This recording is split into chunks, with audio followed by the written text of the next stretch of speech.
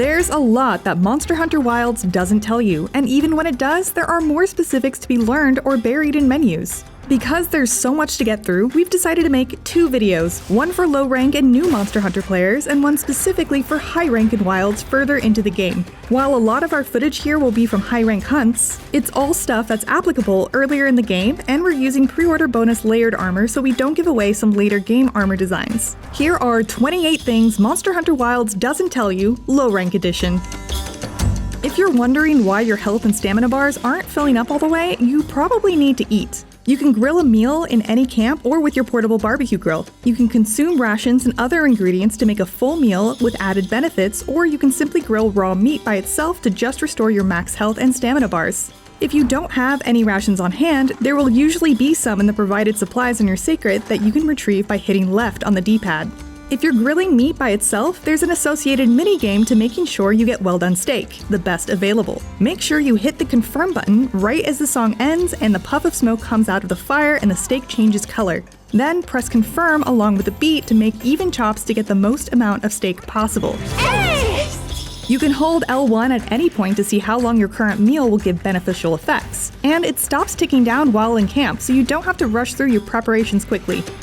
Gemma often tells you at the smithy that preparation and knowledge are your 2 strongest weapons, and that is actually practical advice. Your large monster field guide provides the latter, as it will tell you enemy weak points and breakable areas, certain tells before attacks, which elements, status effects, and items are most effective on them, and what materials you can expect along with their rarity in receiving them. Some monsters require you to break or carve removable parts of their bodies, such as tails, in order to receive specific materials. So make sure to consult the guide before wasting time grinding them. Not all of this info is available until you beat the monster for the first time, but it will help with repeated hunts. If you need to sever a tail in order to carve it, blunt weapons can't, so prepare accordingly. Though Alma helps you choose a weapon at the start, all 14 weapon types and a variety of armor are in your box from the very start of the game. Check it out by changing your equipment inside of your tent. The armor all has the same defense, so choose what you like based on style or, more practically, armor skills. There's even a set to maximize gathering if you want to go out to collect materials. The squares under each skill are the level of skill that particular piece contains, and if you go to the skill info panel, it tells you the details of what each level of that skill does. Group skills and set bonus skills are special skills that only activate when a certain number of equipment pieces with those bonuses are equipped. This 3 here means I need 3 pieces with that group skill for it to work. Capturing endemic life is done by using the capture net after equipping it, but large monsters are captured by catching them in a trap and then hitting them with tranq bombs, tranq ammo, or tranq throwing knives after they're weak enough to be captured. A good indicator is when your palico tells you they're looking weak, or if there's a skull symbol pulsing next to them on the minimap. They'll also limp when they're weak enough to be captured. There are fewer reasons to capture in Wilds, but some quests demand it, so it's good to know for when you need to. There are actually 2 places to find weapon tutorials and tips. The first is under Weapon Controls, where you can see controls, weapon properties, and recommended combos. But go to the play guide to find the tutorial list and the tip list, which both offer additional, different information for each weapon. And remember, you can test out the weapons in the training area. There's nothing better than slamming a monster with a fully charged attack. But some charges can take a while, even with skills that make it faster when equipped. Thankfully, several weapons with charge abilities can have their charges cheated. For instance, greatsword users can tackle in between charge phases to start charging a more powerful swing without letting the other ones go, so you can more quickly get to the coveted true charge slash. If you're having trouble landing the big hit, there's a good chance there's a trick to getting there faster. While in the Transfer Items menu, press in on the left stick to bring up the Manage Loadouts menu. Using a loadout will automatically put away everything not included in the loadout and restock everything that is. This makes prepping between quests a breeze. There are some simple loadouts to choose from already, too. We'd suggest adding Nullberries to Loadout 3 as a good start. You can also set loadouts for your equipment too by pressing in on the left stick when under Change Equipment. This will be more important later in the game when you've unlocked a wider variety of armor, weapons, and skills.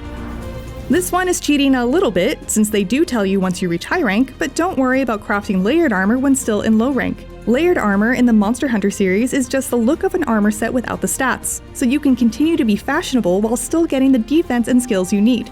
In Wilds, every set of high rank armor that you craft doubles as layered armor, so you can toggle on the look of it while still equipping what you want. Equipment appearance can be changed in your tent. You'll spend much of your time hunting monsters while on fire or afflicted with some other type of debilitation like blast blight. Rolling significantly reduces the time of several status ailments, and you can even crouch in place to stop bleeding.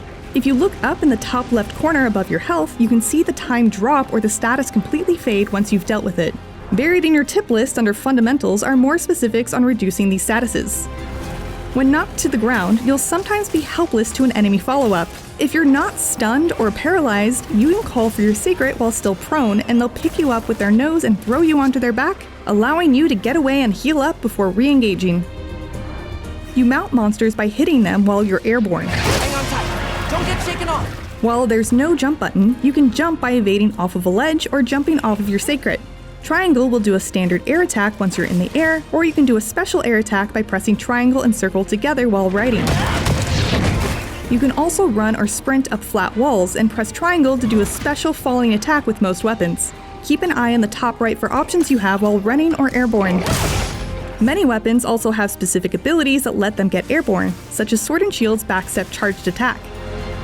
Mounting works a bit differently here than in the past. You can inflict wounds on monsters that take more damage, and you should inflict as many of these as possible by moving around the monster's back with the left stick before performing a finisher. But there's more. If you stay on their head, they'll look for a way to knock you off, often by crashing into something nearby. You can't make them turn, but they'll likely run towards the nearest surface. Use this to crash them into walls or thorns. Just make sure to keep an eye on your stamina and hold the right trigger when they're trying to buck you off, as denoted by the circle down here pulsing red.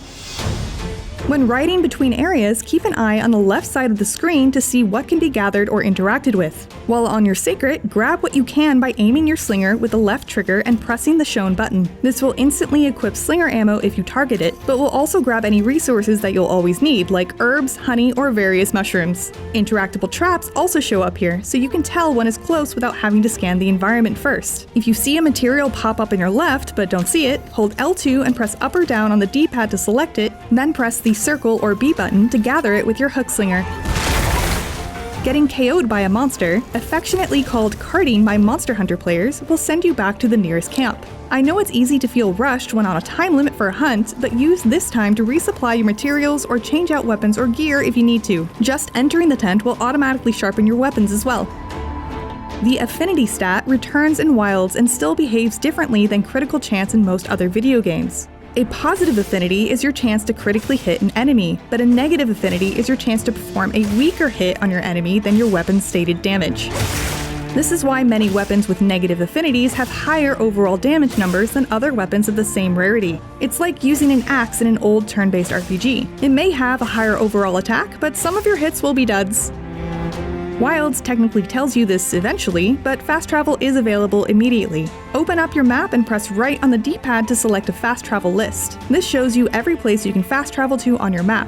So let this serve as your reminder to get those pop-up camps in place, as they'll often be closer to the location you want to get to than your base camp. And speaking of the map filters are extremely useful when trying to hunt down particular resources. Later in the game, when trying to find specific resource gathering points or endemic life, you can open the map, press right on the D-pad, and filter all the icons by category. You can even send these custom filters to your minimap, and even set waypoints so your Seikret will run to them automatically. Scrolling left or right on the particular item or creature will flip between all their locations on the map. Doing a little bit of map legwork can save you a ton of time. If you press the button for the submenu while on the pause screen, you can sort your tabs to keep them in the order you want, toggle some of them on and off, and choose which widgets you want on screen. One thing you should definitely do is choose Edit Tabs, check the Star tab for favorites, and then go to Edit Favorites to create your own pause screen with all of the things you need. You can put your item pouch, signal ping, large monster guide, or anything else you may need quick access to in way fewer button presses. You can also put these on the radio menu. Monster Hunter is complicated enough, so make sure to simplify where you can. So this was officially announced, but Wilds never actually tells you when or how you can customize your Seikret. After completing the main mission at Hunter's Pride, aka Chapter 1-4, head to Kanafa Village. There's a new little Seikret item on the map to show you where to go talk to Monona, which will then unlock the ability to edit your Seikret's appearance both here and under the appearance menu in your tent. Think of the optional objectives that pop up on the right of the screen during a main story mission as a highlighted tutorial or bonus content. You won't get extra rewards, but you will learn some cool stuff, either about hunting or about your NPC party members.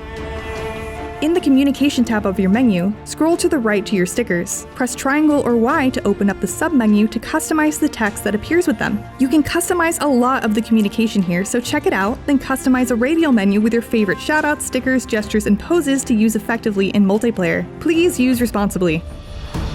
Go to the Info tab in the menu and choose Hunter Profile. Tab to the left to edit everything from your post to your background, and even your title and widgets. To edit your title, choose Edit Top Page Widgets, click on your title with X or A, then press triangle or Y to edit it. You'll unlock more titles, poses, backgrounds, and more as you play and accomplish certain tasks. While forging armor at the smith, press Y or triangle to open the submenu, then toggle comparison to directly compare your current armor to the prospective equipment piece. We personally prefer this view. Speaking of the smithy, press R1 to tab to the equipment menu so you can change and customize your equipment right there without needing to return to your tent. Items on the map with a question mark symbol are called special items and are kind of akin to account items in Monster Hunter World, as they grant points to use in various ways. But they have another purpose too. You can trade some of these, like shiny treasures, for items such as meal ingredients from NPCs. Later on in the game, these are used to trade for special materials to unlock new armor too, so it's always a good idea to gather them when you see them. While monsters won't drop crafting materials or wyvern tears like they used to, they'll still drop shiny things on occasion. Special slinger pods like heavy blunt pods and heavy slicing pods.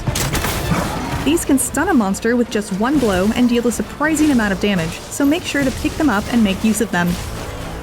A link party is what you'll want to be in if you want to play through story with friends. This is the only way automatic invites are sent to everyone in a party, so it makes it much more streamlined. Don't miss our full multiplayer guide for more details on this one, as there's just too much to get into here. A slight spoiler on game structure, the campaign almost acts as an extended tutorial. Many of Wild's systems don't really need to be engaged with until you see credits, after which you become much more self-guided. Don't worry too much about armor and weapon skills until you get there, unless you're struggling. Almost all of your equipment will immediately be replaced by something better. If that seemed like a lot, don't worry, it will all become second nature as you get used to the Monster Hunter loop. And if you ever need a refresher, make sure to check out our full guide at IGN.com. And for everything else Monster Hunter Wilds, you're already in the right place. IGN.